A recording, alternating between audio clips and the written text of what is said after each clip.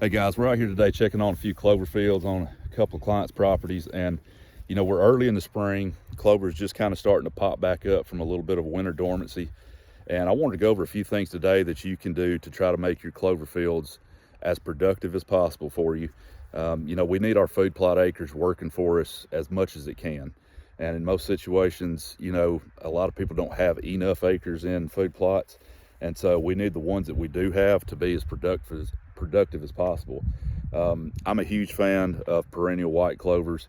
This particular field I'm in right now is Advantage white ladino clover. This is we're going into this one's second growing season, and so it's starting to fill in. You can see it's just kind of coming out of winter dormancy and hadn't really a lot of deer tracks. Hasn't really started filling in all the gaps yet, but as the weather warms up, it's really gonna get off to the races here pretty soon. So clover's got a ton of benefits for wildlife. Obviously deer, whitetails love it, mule deer love it, elk love it. Turkeys are always in it. We ran like 8 or 9 out of the back of this field earlier when we pulled up, and they really didn't want to leave. You see rabbits out here in it. We get pictures of wood ducks in it. Bears love it. Every critter seems to like a really solid white clover stand. It's really high on the nutrient content, total digestible nutrients for your whitetails. Great protein levels. Our whitetails need 16+% to kind of thrive, and really good, well-established clover is going to get you into the mid-20s and sometimes even low 30s on your protein percentage. So it's great from a nutrition standpoint for all your critters. Turkeys love to actually eat the leaves. If you'll cut a turkey's craw open that's been around some really good clover fields, you'll see that they're not just out here getting bugs. They're actually out here nipping off the small clover leaves, and their craws will be full of it. So a lot of benefits to clover. So 2 major things we want to look at if we want to have really productive clover fields. Fertility obviously is one of the big ones, and weed control. So first, let's look at fertility. You'll hear a lot about making sure your pH is right if you want your clover fields to look good and be very productive, and that's true. Our pH level is going to determine how well our nutrients are uptake into the clover plant. And I look at what the deer are browsing as that's my nutrient transfer. I'm transferring nutrients from the soil into my critters through those plants. And so the healthier my soil is and the more nutrient dense it is, the healthier my crop is going to be that I'm growing, and the better nutrient composition is going to be that's going into the critters. So the more we can do to make our soil healthier, the better results we're going to see from our crop. And that's obvious, but phosphorus and potassium are 2 big things. Our pH is a big deal. So on the pH thing, I really want to see your clover growing in a 6.5 to the upper 6 range on the pH scale. That's where it seems to thrive. You can grow clover at lower pHs. You can grow it at over 7. I think the sweet spot for most ladino varieties of clover seems to be on the slightly acidic side of things, which is in that mid to high 6 range. On a side note, if you get your soil test back and you are low in magnesium, look at using a dolomitic type lime instead of calcitic. That'll help give you the calcium plus the magnesium and kind of keep that calcium magnesium ratio a little tighter in that 5-to-1 to 8-to-1 ratio. If you're extremely low in calcium but have plenty of magnesium, then use the calcitic lime. That's just a little side note and something to look at when you're looking at what type of lime to use. Phosphorus and potassium are, clover is a legume. It's extremely responsive to phosphorus and potassium. We don't need to add any nitrogen to this, to a legume. It affixes its own from the air.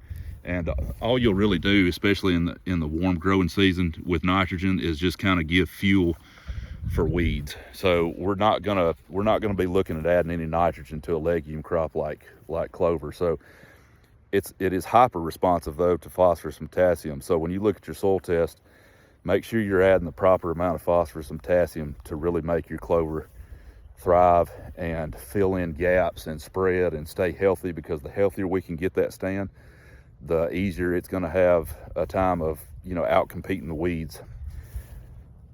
Weed control. you know, a lot of people wonder, what can I do to keep clover clean? I got grasses, I got broadleafs. The key to keeping your clover clean is spraying early and not letting weeds get too tall to where they're too mature and they don't uptake herbicides well. So we want to spray early in the spring. Obviously, most of your weeds need to be up and actually present and out of the ground so that you can use contact herbicides will work. In this particular field, we do have a few spots where we've got a little bit of sand burr, you know, some dock, curly dock. We do have some old residual pasture grass in a few little patches here, because this clover field is just in its second growing season, and we were converting these basically from pastures. And so there's old residual pasture grass that we've got to get taken care of. And I'm not a person that has to spray a whole entire food plot every time I see one little tiny weed pop up, but I don't want these weeds that are in patches to continue to be able to produce seed and be a problem of competition in the field. So I am going to spray when I see, you know, pretty good areas pop up with weeds and grasses in it. So the two herbicides we're going to look at using to make our clover as productive as possible and keep it under control is a grass-specific herbicide called clethodim. There's a lot of different brand names of it out there, but the active ingredient is called clethodim. That's clethodim. I've been using it for 2+ decades. It's extremely safe. It works really well on a lot of different grasses. And I'm going to tank mix it with a broadleaf herbicide in the imazidolone family of herbicides called imazithpyr or imazamox. Both of those are very similar. They work very similarly. And you can tank mix them with your grass-specific herbicide.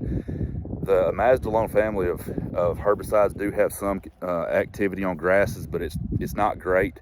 What it's really good at is killing and keeping under control the small seeded broadleaf weeds that come up, and that's another reason we want to spray them young. We want to spray them early, to where you can get really good control and kill on these broadleaf weeds. So the two additives I'm going to put into my tank with those two herbicides to make sure they work correctly is, number one, ammonium sulfate, or AMS as it's abbreviated. If you'll read most herbicide labels, there's going to be a paragraph on there about adding ammonium sulfate to your tank mix. A bunch of reasons to use it. One, if you're using well water, ammonium sulfate does a great job of buffering the pH of that water. You know, well water a lot of times has a high mineral content, therefore it can sometimes antagonize your herbicides and make them less effective. So number one, it gives you a little bit of a pH buffer on your water. Number two, ammonium sulfate obviously has a sulfur content. Sulfur is actually more like a macronutrient than it is a micro, and legumes like clover are really responsive to sulfur, and most soils in the US these days are on the deficient side of sulfur unless you live west of the Mississippi. So that sulfur content has a lot of benefits, and putting it in a spray tank as an additive is great. A third big benefit to ammonium sulfate is the nitrogen content to it. It's a low enough nitrogen content, we're not going to affect our legume growth with adding that type of nitrogen, but what it is going to do is kind of help Trojan horse these herbicides into the weeds so that we get a quicker, cleaner kill. You see we've got a bunch of like wild onions popping up in this field. I don't really see those as weed competition because they go away really quick with heat or the first mowing. But that nitrogen content, for example, like these grasses right here that are popping up around these areas of ant mounds and the broadleaf weeds, that nitrogen content of that ammonium sulfate is really going to drive that herbicide into the plant quicker and give you a quicker, cleaner kill. Our fourth tank additive that we're going to use is a good surfactant.